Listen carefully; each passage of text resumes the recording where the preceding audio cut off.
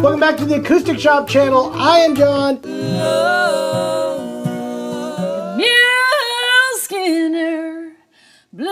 Hey guys, it is New Guitar Thursday. Cannonball!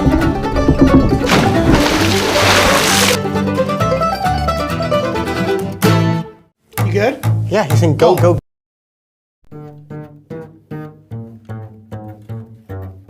Playing my best bass solo right here.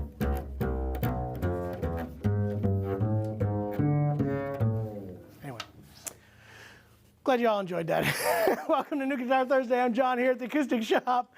Nobody enjoyed that. How'd you guys like, I was checking my contact. Trent actually put up this new mirrored lens, so I was checking it out, checking out my eyeball and adjusted that. Hinkley's shaking her head. There's no such thing. I was just messing with y'all. If you saw it at the beginning of the live stream, Trent, quit sneezing. You can't sneeze like that. It's against the rules. Anyway, it was good. It's New Guitar Thursday. Back from the NAMM show. I gotta admit, this is probably the most jet lagged I have been on a trip yet. It was a little bit wild. We had a long week. Started on Wednesday, flew out Tuesday. Got there, Wednesday was the first day of seminars. Thursday, Friday, Saturday, we hit all of our vendors and a bunch of other ones that weren't. We did live streams. If you didn't check those out, they're all on YouTube, Facebook, whatever platform you're watching right now. You can find live stuff from the booths there. There was some really cool stuff. And I had a blast checking out those and also visiting with our various vendors. There's some really cool stuff that is making its way to the shop. I just got off the phone with Jerry at Bedell and one of the guitars that you just saw. In fact, we released a video today of Jake Workman and myself playing at the booth. He was playing a Bahia, which is a Brazilian rosewood Adirondack spruce top guitar. All of us agreed. I don't know about Jake. I didn't make him say this. But to me, it was the best sounding Dreadnought of the entire show. It was incredible sounding, and I just found out it's going to be on its way here. So we'll have that guitar, as well as that absolutely stunning Walnut 00, or Parlor. They call theirs a deep body fireside Parlor. Great guitar. That one of 4, and that particular one's incredible looking. So that'll be coming here. Gosh, there was all kinds of stuff. Really, lots and lots of stuff. So if you got any questions on anything that happened at NAMM, put it in there. Hinkley is watching all of that right now. She will get me all those questions and comments. Yep. The price on that walnut. Answer the price on the walnut. I don't know exactly. I want to say we priced it when we did the live. I want to say it was $78.99. I'm going off of my memory, but I don't remember my own name half the time. So Hinkley's shaking her head like, yeah, you don't. It checks out. That's what she says. Absolutely gorgeous. There's only 4 of them going to be built, all out of the same tree.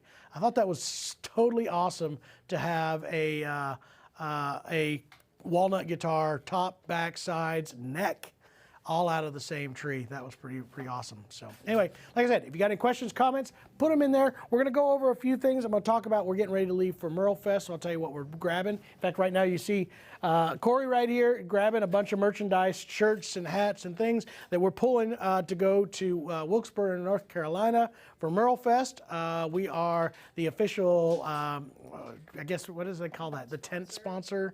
Anyway, we're also a show sponsor, so they'll be seeing our logo all over the place. We're going to be doing live broadcasts at different times throughout the deal. A lot of special guest appearances. Some I can't talk about. Some that I don't even know if they're for sure going to happen. But I have a feeling that there'll be some really neat guests coming by. We're going to be working with D'Addario and Eastman there. Gallagher's going to be there.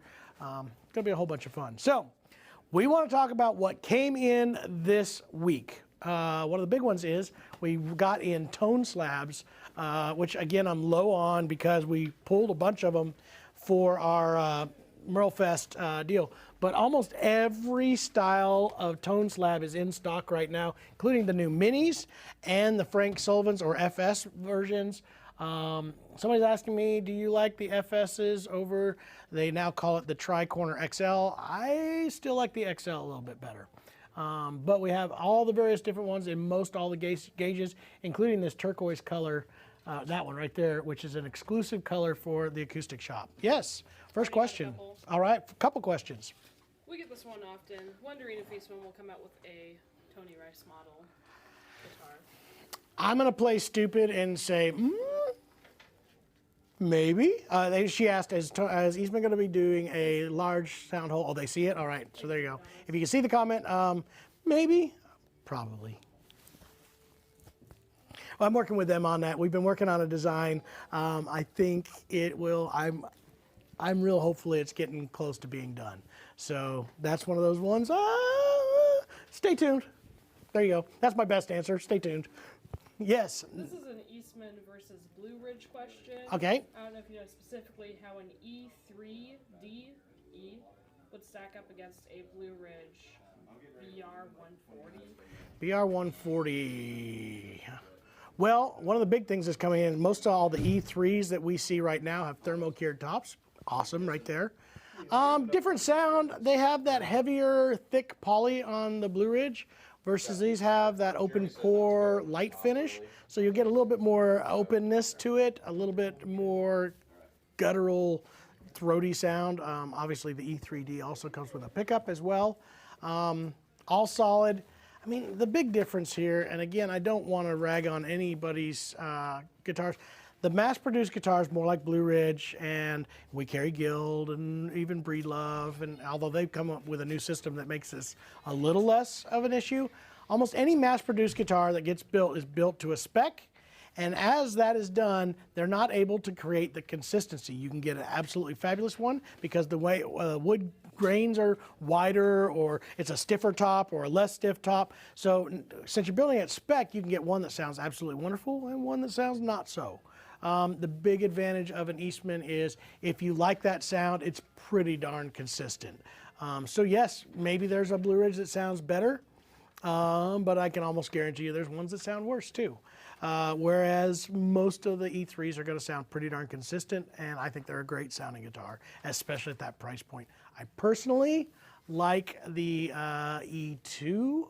That's probably one of my favorites. If I want more punch and volume, the E1. But I'm really getting into the new E2D with that cedar top. It's got a lot of warmth and guts. If you're not after power and volume, check that guitar out, especially even in the black tops. They'll sound and look great. So there's my opinion. What do you care? You don't care about my opinion. Or maybe you do. Anyway. So yes, that covers that. We were talking about all the tone slabs. Got those in. We have a bunch of blue chips, but we're taking those with us to MerleFest. Wyatt picks. This is a new one.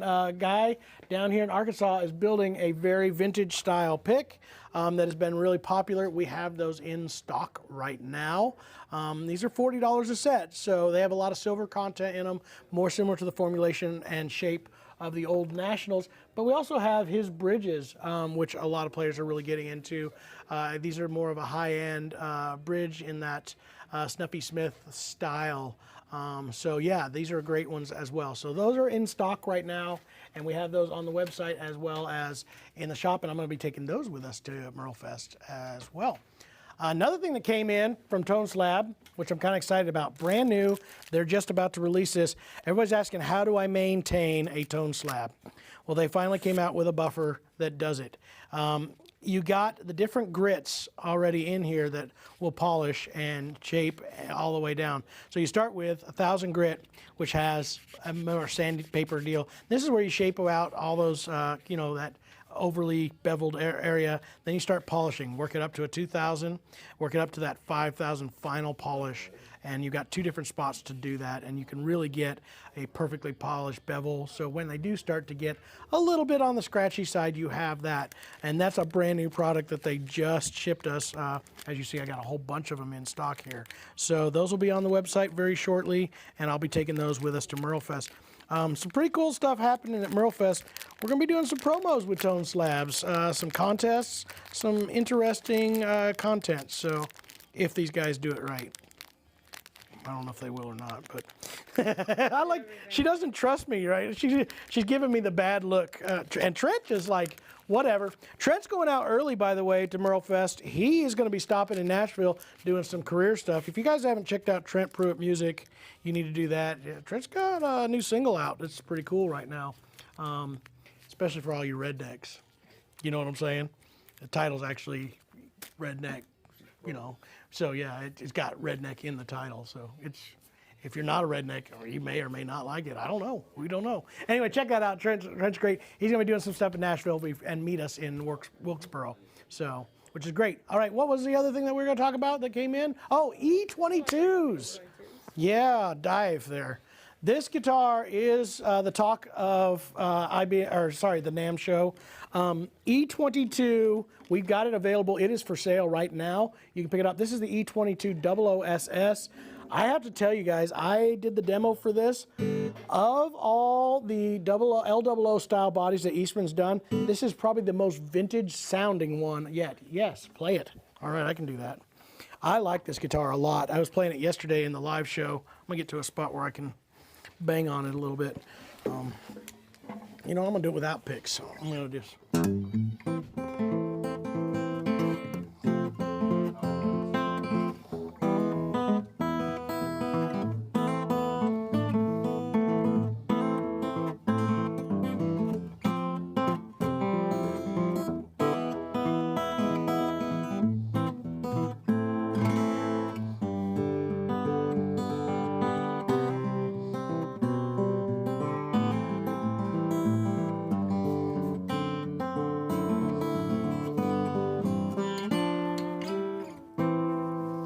So it's got a really cool mid-range, strong tone that I really dig. Like I said, it's very reminiscent of actual vintage.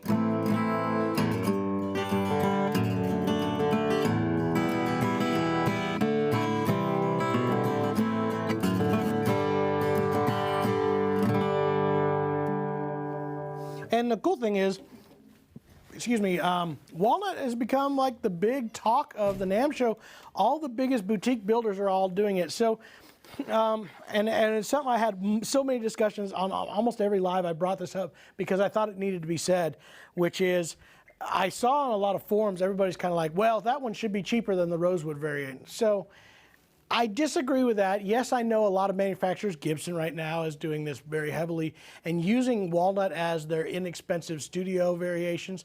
But there's different grades of every type of wood. I can get sapele that is really, really high end. I can get Indian rosewood that is really high end, and I can get some basic Indian rosewood. So this is better quality walnut, and companies like Loudon doing a lot of walnut.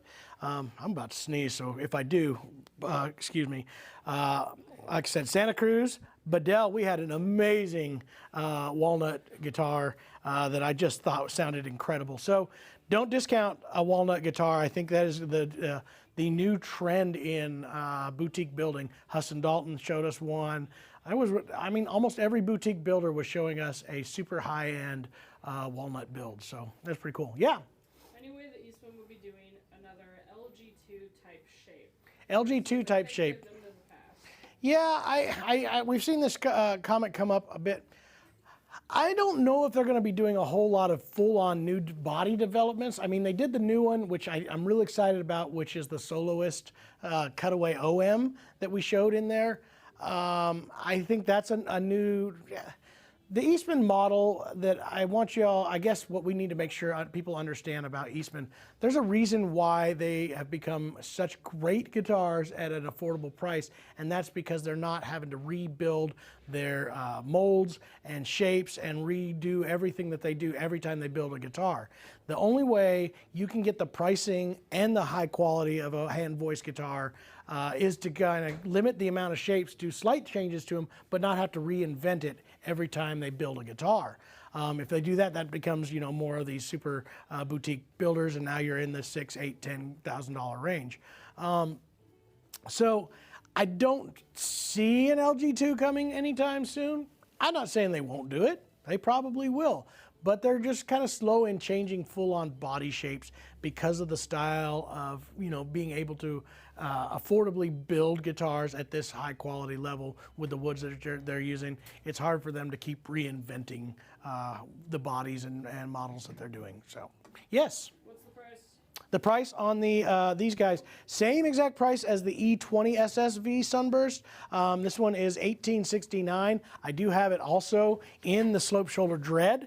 I'll show you that one here. You can even stay where you're at, Trent. I'm coming to you. This guitar right here, Walnut, still that same varnish, and this one looks great. Really cool overall style. I think it's a great guitar. I have to say again, I think if you're in for, I guess that's probably, I got to preface this by saying I've got enough dreadnought guitars. I'm looking at small body guitars right now. I really like that LOO style. The SSV is obviously incredible. Everybody, the boutique builders were all describing Walnut now, and I think I agree with them. I described it as a little bit more brightness because it is harder than mahogany, so it kind of leaned some of the stuff towards the maple. But there is some low-end characteristics that actually get a little bit richer towards the rosewood side. So I want to say it's actually a broader spectrum. It's got some of the characteristics towards rosewood from mahogany and also some more characteristics that go past mahogany into the maple type of world. So yeah, I find that to be interesting. Yes, Hinkley. Any idea if there would be any E22 OM models? E22 OM models? I haven't heard anything on that, but that one makes more sense to me than building a whole new LG model. Because they would just have to kind of move on to a different tone wood. So I could see that probably not as an SSV, but I would bet they would probably do that in the True Tone finish. I think that would probably be a pretty interesting deal. I find that to be, they introduced the new Luthier series. I bet that's where you'll see it show up first. You can tell them that we have the tone demos that we took at NAMM. That video is coming out. Yeah. Okay, so yeah, Hinkley's reminding me, we built a video where we did tone demos of the new Luthier series as well as the E1 specials, and we didn't cover this because we already had it. Did we again?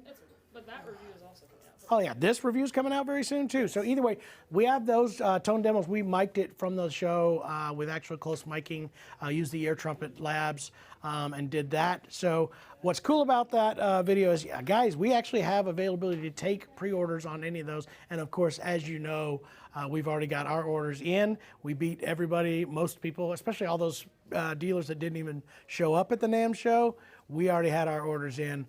Day one, hour one, we were there for our first meeting of the day. So we've got all those already on order. So if you want to claim yours, you can take pre-orders on any of that stuff right now, including the new Bourgeois Country Boy. I was really excited about that guitar.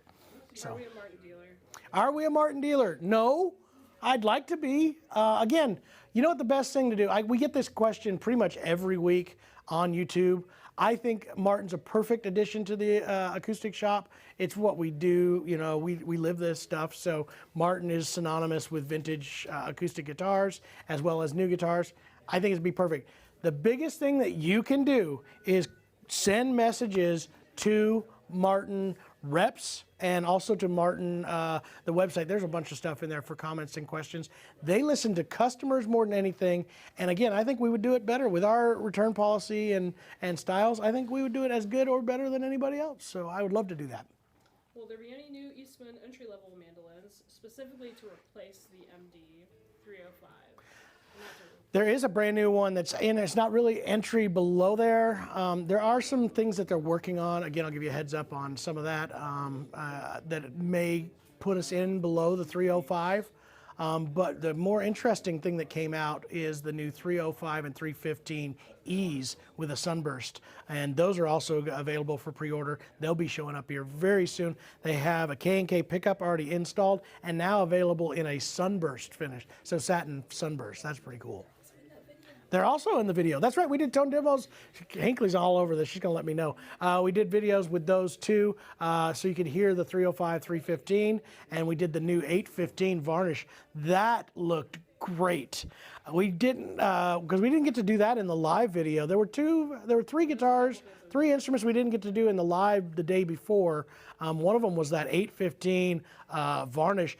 It's in a sunburst, so they did, did I just have it? Yeah, it's right here. They did this varnish sunburst in a mandolin, and it looked great. I was really impressed. Full vintage varnish, hand rub finish. That one's also available for pre-order too. When do we expect more E1SSs? I was told they have put in a batch of stuff. I'm going to add some more things to it. We have 2 of each that are supposed to be arriving next week, probably when we're out of town.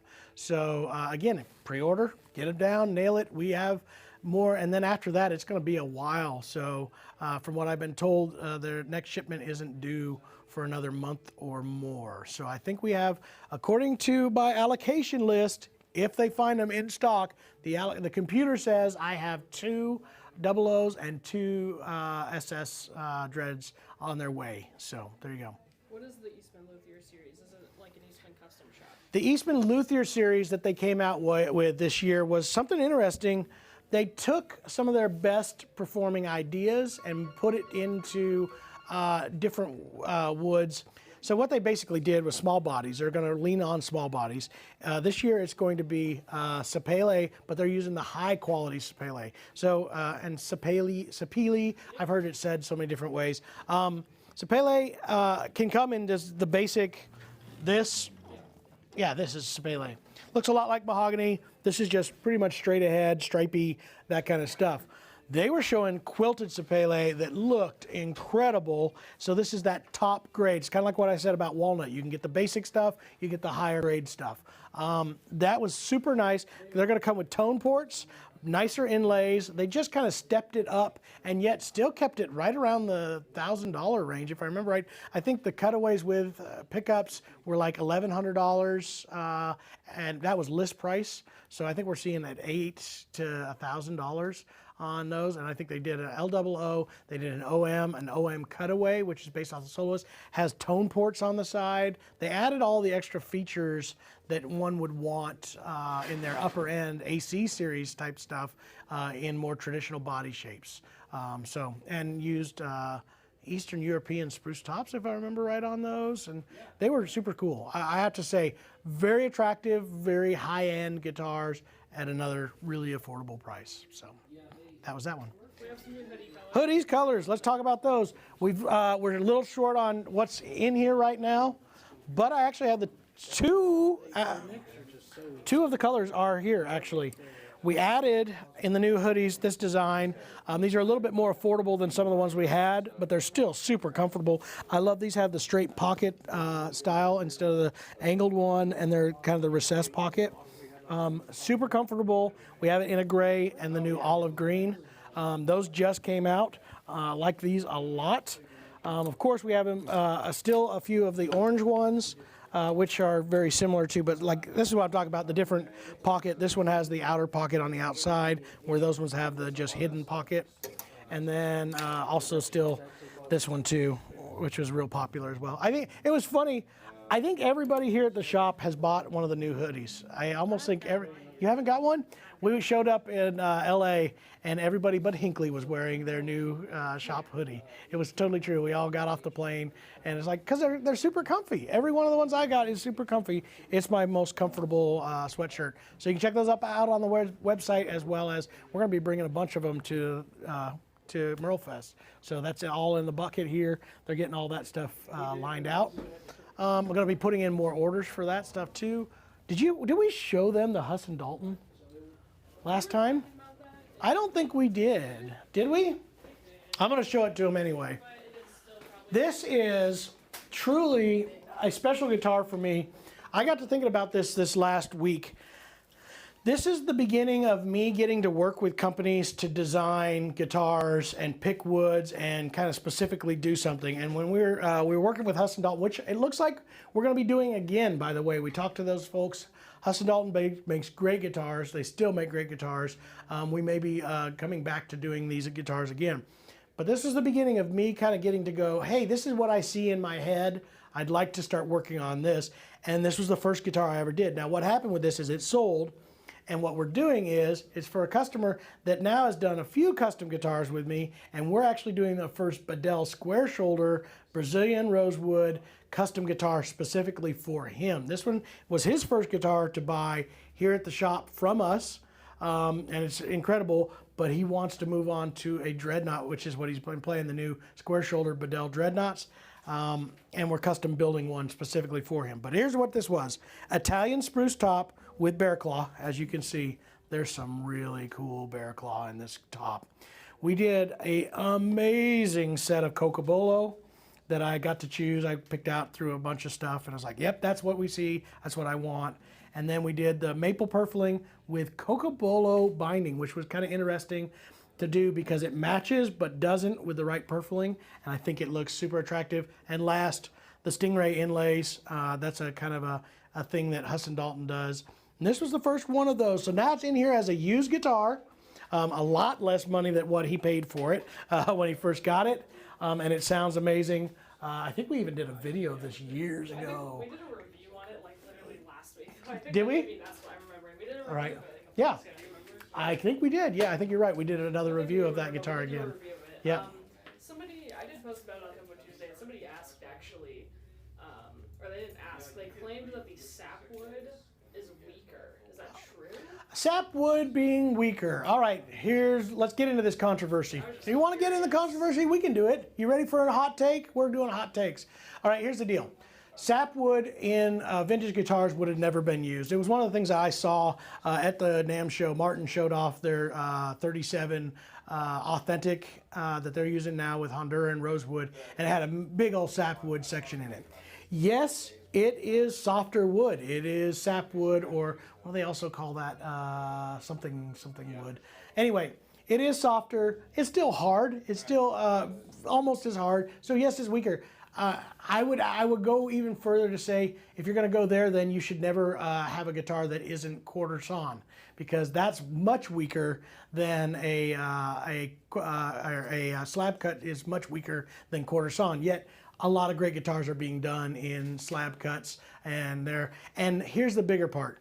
The trend is people love the look of those sapwoods and how that creates the contrast and all that. There is nothing wrong with it, and it doesn't make a big difference in tone or sound. There's my opinion on this. I know we'll go battles forever, but the fact is people love the look of it, and you're not going to see the end of it. Yes, here's my comparison. This is the best one. My mother-in-law was getting ready to put in new oak floors, and she was still from the old school of when you put in your oak floors, every single plank has to look as close to identical as possible. And that's the way they used to build. They would throw away boards that didn't have that same look, didn't have that same style. We do flooring and it looks exactly the same. Here's the difference. The trend now is the opposite. We want variance. We want boards to have character. We want that, and every high-end build that has been being done right now in homes, when they're doing wood floors, they have to go the complete opposite. So it's just a preference. It is a thing, and I would say it's not going to disappear because the best builders are using it. Yes? Somebody says they want a guitar that sounds like their Martin HD35, but plays like their Gibson Southern Jumbo. Anything come to mind? HD35. So the HD35 is an interesting guitar because it's a different bracing pattern than the HD28s or any of the 18s, 28s, and dreads. And it's designed to be boomier. And then on top of that, as an HD35, it's scallop braced. So you're looking for a pretty boomy bottom end guitar. I mean, yes, I would say this. If you want somewhat the tone, no. I'd say the Atkin D37. That's probably the closest guitar I have in here to having that kind of boomy, rich, super rich, low end punk. Now, I'll tell you what'll do it. We were talking about that Bahia that's coming in from Bedell. There's your guitar. I guarantee you'll, and it's a little more tame than your HD35 is going to be. It'll be more balanced, but it'll play a little closer to that. A more slender neck shape, almost D-like, which is your Southern, you said Southern Jumbo, right? Gibson Southern Jumbo, yeah. I would say it's going to be more like that. Man, you ought to check out that Bedell when it comes in. That's a great guitar. It's kind of hard for you to get because you're just dealing with such different kinds of deals. And again, neck shapes do make a difference in the tone, not just in how it feels. The less mass there, it does make a difference in the resonance and the style. And it seems like people who are going more for a Gibson sound go for that sound. They don't go for a Martin sound. So when they do that sound, they also build it to play like a Gibson. Most people aren't building a Martin sound and make it feel and play like a Gibson guitar, it's kind of hard. So off the top of my head, I don't hear anything exactly. The closest I can think of in stock that I have right now would be that Atkin D37, the standard one. I think you'd be impressed with that. I think we're about good to go. All right, well, there you go. This week is going to be crazy. I'm bringing lots of stuff to MerleFest. Great artists going to be there. Heads up, there is an Eastman order that should arrive this week. Like I said, E1SSs are going to come back into stock. A bunch of the E20 DTCs. Guitars that I haven't seen in a little bit of while from Eastman are coming. We're gonna have that. We're gonna have a guitar, the Bourgeois guitar, to be doing demos with. I'm really excited about that. In about 2 weeks, so that's gonna be showing up very soon. The Mandolins are gonna be coming in soon. Again, if you haven't done your pre-order on the F, we're getting calls on those just about every day. The new F-style Bourgeois mandolin sounds great, and those are gonna be due.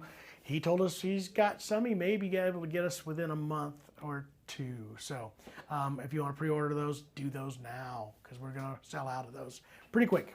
Yes? Quickly, what's your thoughts on sound ports? My thoughts on sound ports? You know what? I actually love them. I want to build a guitar with one. The traditional side of me says no. The player side of me says yes. I like it. I think if I want a guitar that speaks to me as the player, tone port. If I'm not worried about that, shit finally came. I knew it was going to be there. Anyway, if I'm not worried about that, I'm playing into a professional mic system and I'm in a PA and rolling. I don't need it because I got monitors and ear-in-ears and all that stuff. But man, sitting acoustically on my couch and playing and having a tone port back at me, fantastic. I definitely believe in it. Yes, it does make a difference, especially for you, the player. So there you go. Again, thank you all for being with us. I've had a blast. I'm still trying to catch up, and then I go out and fly out to North Carolina. Give us a call. We're running around here. Everybody's been doing a great job. We're still blasting through instruments. So if you got any questions, any comments, we'd love to hear from you. The one thing that came out from NAMM this year is you guys have made us become important in the industry. And I want to thank everybody. That's what I think the biggest takeaway was from the NAMM show this year, is that every dealer, every vendor that we walked up to was going, yeah, I know you guys, and we'd like to see you guys in here. The new Yamaha guitars, they came to us, and they're just like, yes. And I tell you why. It's you people who are watching and giving us the great ideas for videos. It's the team who does the videos. It's everybody in here that kind of keeps it moving and keeps it flowing, and it's got everybody's attention, and I want to thank you all for helping the acoustic shop grow in the amounts that it has in the last couple of years. It's been crazy. So thank you all so much. Yes, more. 2 more coming. Quickly. Trent's like, I want to go home. I know. And he's not gonna. For sale? Yeah, what was that again? Any fiddles for sale? Any fiddles? We got fiddles for sale. We always got fiddles for sale. Check this out. We got lots of fiddles for sale. A large sound hole in stock. We just sold the large sound hole OM, so no. I don't think so. I've got some coming.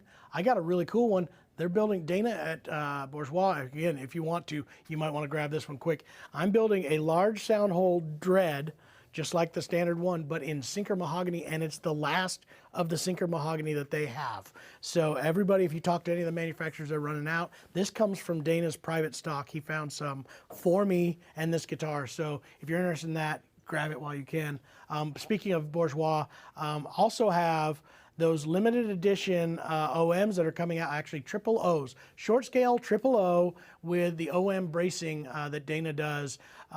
They are going to be on sale. I think it's 12 to buy a Brazilian. It's like from $17,900 down to $12,000, and they're only doing 20 of them. I think it's 15 or 20. He was telling me about them. They got a super buy on some Brazilian sets. So if you're wanting a limited edition triple O short scale guitar in Brazilian, Adirondack spruce tops, all the vintage character pack stuff, that one's coming in and you want to reserve it because they're going to be limited. Fiddles, carbon stuff, we carry Scott Chow, really great stuff from them. We normally have Eastman, 3 different violin kits, from them, and even some violas that we've had. We have a viola from Scott Chow, and then we have a lot of our older instruments as well that have been reworked and made better. So we do have a lot of fiddles in here, a lot of great bows. I keep the carbon fiber bows in stock, but I also have a bunch of boutique bows that are coming in a consignment space as well. And then in these drawers, lots of other bows in here. So stuff to try out, stuff to check out. Yes, we carry a lot of fiddles and do a bunch of stuff. So. Any other, was there a second question? No. That was it. All right. We're going to say goodbye. Let Trent go. He wants to go home and relax. So if you guys wanted to hang with me, it's Trent's fault that you can't. So there you go. Anyway, enjoyed being with you for New Guitar Thursday. Again, please give us a call if you got any questions, 417-720-1223, or give us an email, and maybe we'll do a custom build for you. I've been doing 3 since I came home. 3 new custom builds, so I'm really excited about that. Anyway, hope you enjoyed it. We'll see you guys next week, and yeah.